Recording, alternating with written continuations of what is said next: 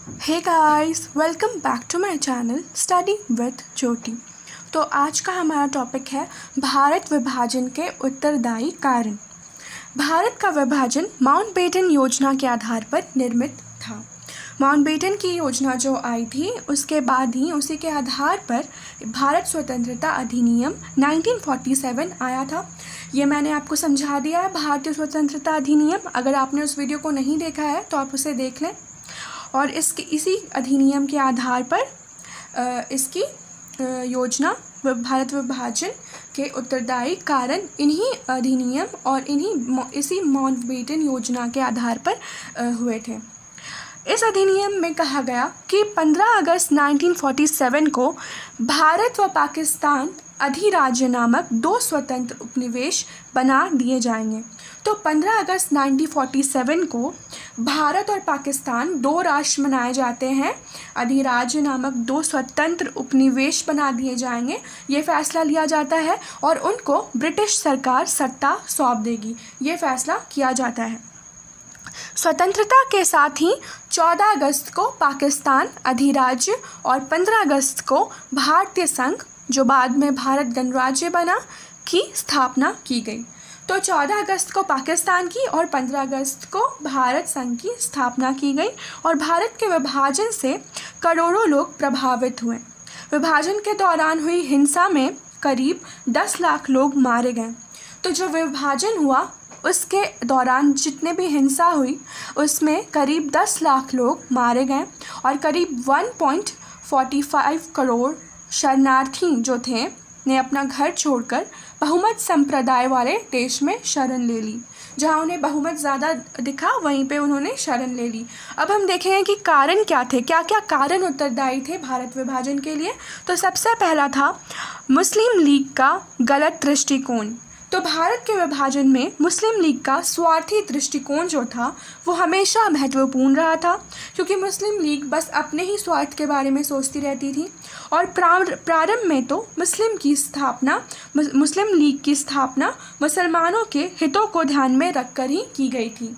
बाद में मुस्लिम लीग के माध्यम से जिन्ना ने तो दो राष्ट्र के सिद्धांत को जन्म दिया।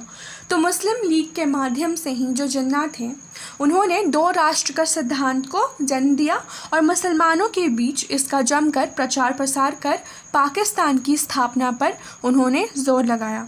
और दूसरा कारण था कांग्रेस की कमज़ोर नीति। तो प्रारंभ में मुस्लिम लीग के प्रति कांग्रेस की कमज़ोर नीति ने मुस्लिम लीग को बढ़ावा देने का काम किया।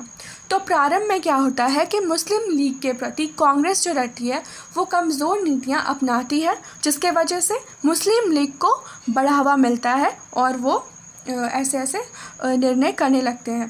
कांग्रेस के द्वारा लगातार उनकी मांगों को मानना मुस्लिम लीग में अतिरिक्त महत्वाकांक्षा को जन्म देने का कारण बनी।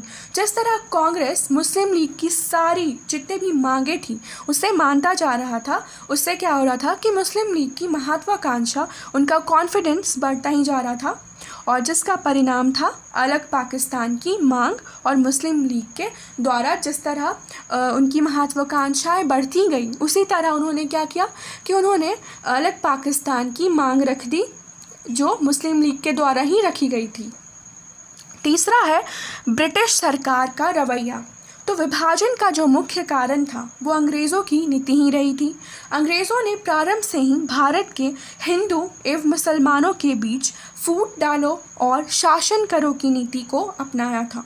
और उन्होंने भिन्न भिन्न माध्यमों से हिंदुओं और मुसलमानों को एक दूसरे के विरुद्ध भड़का दिया, चाहे वो बंगाल विभाजन हो, जैसे कि 1905 के बंगाल विभाजन में उन्होंने फूट डालो और शासन करो की नीति को कार्यान्वित किया। किस तरह हिंदू और मुसलमानों को अलग कर दिया और उन दोनों के बीच में फूट डाल दी। तो ये भी एक रवैया ब्रिटिश सरकार का बहुत ही निंदनीय था। अपनी इस नीति के कारण अंग्रेज़ भारत में अपना राज्य स्थापित करने में सफल रहे। तो इस तरह ब्रिटिश सरकार का जो रवैया था वो बहुत ही सांप्रदायिक था। वो चाहते थे कि वो लोगों में, हिंदू और मुसलमानों में फूट डाल सके और आराम से शासन कर सके और राष्ट्रीयता को, भारत के राष्ट्रीयता को भंग कर सके। चौथा महत्वपूर्ण कारण है दंगे फसाद का होना। पाकिस्तान की मांग के कारण, मुस्लिम लीग की प्रत्यक्ष कार्यवाही के कारण सारा देश गृह युद्ध की चपेट में आ गया था। जिस तरह पाकिस्तान की मांग मुस्लिम लीग द्वारा की जा रही थी, उसके लिए उन्होंने क्या का सहारा लिया, उन्होंने हिंसा किया, जिसके वजह से क्या हुआ कि देश में गृह युद्ध की चपेट में आ सकता था आगे जाकर। हत्या, चोरी, लूटमार एवं आगजनी की घटनाएं दिन प्रतिदिन बढ़ती जा रही थी और इन्हें देखते हुए माउंटबेटन ने नेहरू जी और वल्लभ भाई पटेल पर मुस्लिम की पाकिस्तान की मांग को मांगने का दबाव बना दिया। जिस तरह रोज़ हत्या, चोरी, लूटमार और आगजनी की जो घटनाएं थी वो देश में बढ़ रही थी, उसके वजह से उसको देखते हुए लॉर्ड माउंटबेटन ने क्या किया कि उन्होंने सलाह दी नेहरू जी और वल्लभ भाई पटेल को कि मुस्लिम की पाकिस्तान की मांग को मान लिया जाए, और उन्होंने उन पर दबाव भी बनाया और उन्हें राज़ी भी कर लिया।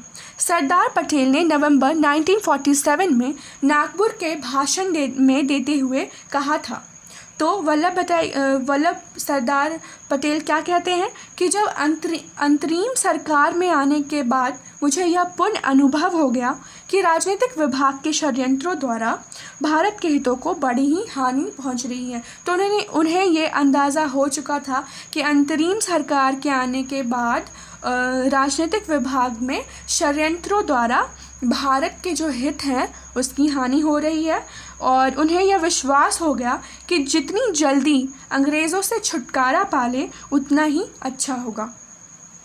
और उन्होंने उस समय महसूस किया कि भारत को मजबूत और सुरक्षित करने का तरीका है कि शेष भारत को संगठित किया जाए, इसलिए विभाजन में ही भलाई है। सरदार पटेल ने क्या कहा, यहाँ पर सरदार पटेल जी ने कहा कि हम उस समय ऐसी अवस्था में पहुँच गए थे कि यदि हम देश का बंटवारा ना मानते तो सब कुछ हमारे हाथ से चला जाता, ना स्वतंत्रता मिलती और बहुत ही दंगे फसाद भी हो रहे थे। इसके लिए उन्होंने विभाजन को ही सही समझा उस समय के लिए। अब पांचवा है जिन्ना की हठधर्मिता। ये भी एक मुख्य कारण है भारत के विभाजन की। तो जिन्ना ने हठधर्मिता के कारण गोलमेज सम्मेलन और वेवल योजना असफल हो गई। तो जिन्ना के हठधर्मिता के कारण ही ये जो दो योजनाएं आई थी, गोलमेज सम्मेलन और दूसरा वेवल योजना, वो असफल हो जाता है और सांप्रदायिक समस्या का कोई हल नहीं निकल पाता है। जिन्ना सदैव कांग्रेस को एक शुद्ध हिंदू संस्था सिद्ध करने का प्रयास करते रहे। तो जिन्ना ने क्या किया कि वो सदैव कांग्रेस को एक शुद्ध हिंदू संस्था सिद्ध करने का ही प्रयास करते रहते थे और नीचा दिखाने का ही प्रयास करते रहते थे, और मुस्लिमों को ये बताते थे कि कांग्रेस हमारे हित के लिए कार्य नहीं कर सकता है और कांग्रेस एक हिंदू संस्था है, शुद्ध हिंदू संस्था है, जहाँ मुस्लिमों के लिए कुछ नहीं हो सकता है। तो ये उनकी जिन्ना की हठधर्मिता थी। छठा कारण है अंतरिम सरकार की असफलता। तो अंतरिम सरकार में लियाकत अली जो थे वो वित्त मंत्री थे, जो कांग्रेस मंत्रियों की योजना में सदैव बाधा उपस्थित करते रहते थे। तो अंतरिम सरकार में जो लियाकत अली थे वो वित्त मंत्री बनाए गए थे। तो कांग्रेस की मंत्री जो भी योजना बनाती थी उसमें वो बाधा उपस्थित करते थे। वह कांग्रेस मंत्रियों को उनके विभागों में आवश्यक धन आवंटन ना करके उन विभागों की कार्यविधियों को सही रूप से संचालित होना असंभव बना देते थे। तो कोई भी कार्य अगर कांग्रेस संचालित करना चाहता था तो वो जो लियाकत अली थे, जो वित्त मंत्री थे, वो क्या करते थे कि उसे संचालित होना असंभव बना देते थे, और यह एक प्रकार में समूचे अंतरिम सरकार को असफलता का प्रतीक बना। तो ये असफलता इस तरह प्रकट होता गया क्योंकि लियाकत अली जो थे वो सारे कोशिशों को असंभव बना देते थे। अब सातवां जो इम्पॉर्टेंट पॉइंट है, कारण है, वो है माउंटबेटन का प्रभाव। तो भारत में सांप्रदायिक दंगों के कारण स्थिति अनियंत्रित होती जा रही थी, इसलिए लॉर्ड माउंटबेटन ने अनुभव किया कि भारत को विभाजित करने के अतिरिक्त और कोई दूसरा विकल्प नहीं है। तो जिस तरह इतने दंगे फसाद हो रहे थे, रोज़ हो रहे थे, उसे देखते हुए लॉर्ड माउंटबेटन को ये एहसास होता है कि इससे अच्छा विभाजन ही कर दिया जाए ताकि लूट मार जितने भी मार काट हो रहे हैं वो रुक जाए। अंग्रेज़ों ने भारत छोड़ने की विधि जून 1948 की अपेक्षा 15 अगस्त 1947 घोषित कर दी।